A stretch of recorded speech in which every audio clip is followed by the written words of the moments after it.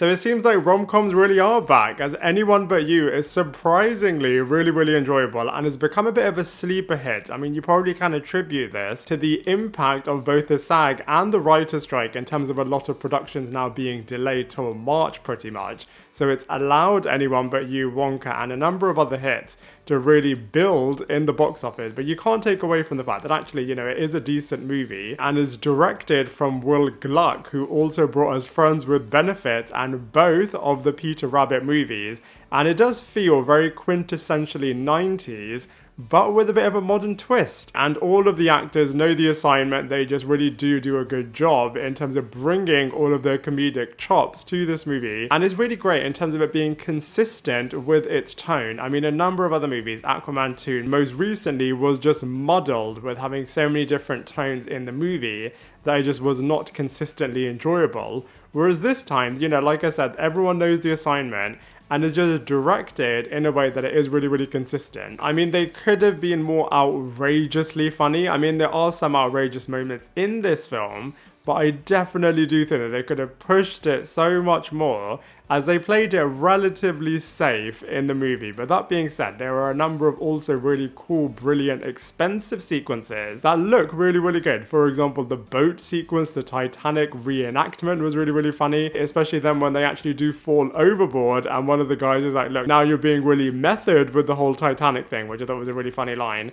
And then all of the plane sequences are really funny. The helicopter scene looked really cool. All of the Sydney Harbour sequences, and then the mountains, I think that was really outrageously funny too. And then of course all of the wedding sequences looked absolutely spectacular and beautiful. So, you know, you can really see from a visual aesthetic perspective, the movie looked really good. And what is interesting is that both the helicopter sequence and the spider sequence up on the mountains actually had malfunctions when they were actually filming it, as the spider bit Sydney Sweeney. And like I said, there were some tech issues with the helicopters, but thankfully everyone is alright. And I think the movie started in a really good way, as I feel like the opening was so good in terms of being able to relate to the fact that, you know, Sydney Sweeney's character just wants to use a bathroom really badly and is happy to buy something, but obviously the queue is just outrageously long.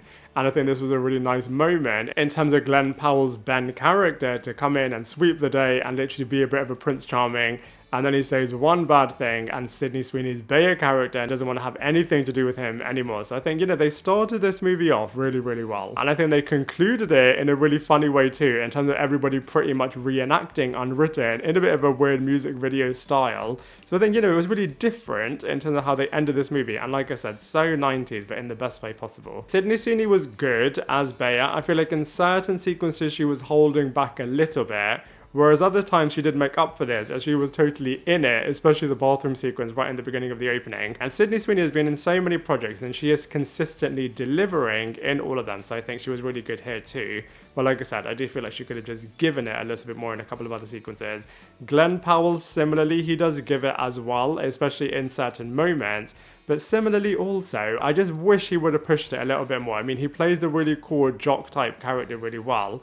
And especially all of the craziness that they have to go through in terms of trying to get back with their exes and trying to avoid other exes. All of that stuff was good, but like I said, I just feel like both of them just could have done a little bit more crazy stuff. But that being said, you can also attribute this to some of the writing, and I just wish they would have gone even more outrageous in certain moments. Darren Barnet is definitely showing his versatility, as he was playing a bit of a similar character to Ben when he was opposite Nina Dobrev in Love Hard. And I think this time he's playing Jonathan, who's a bit of a nice guy, who Sydney Sweeney's Bayer character has shared a big past with, but she just finds him a little bit boring and instead finds Ben really igniting everything within her. After seeing Dermot Mulroney in Scream 6, I just can't take him seriously in anything else, as I've just got this picture in my head of him playing a really evil character. But that being said, him and the wider family, all of the family members, do a good job in terms of rounding off the cast, and you can really feel that Ben and Bayer really are the leads, but they do kind of give everybody else enough material so that they can all shine in their own way. And I think it was absolutely hilarious how they were all trying to be conspicuous in terms of Ben and Bayer overhearing them, but not realizing that Ben and Bayer are always on it. So, you know, Anyone But You is a really easy watch. You know exactly what you're signing up for when you watch a movie like this, and it is a little bit predictable as a result, and you know exactly where it's going to end up. But I think everyone is just here for the ride, and from that perspective, it does work really well. And so for all of those reasons,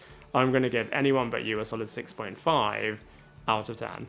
Now I'd love to hear from you. What did you think of this film? Let me know your thoughts in the comment section below, and I look forward to seeing you in my next video.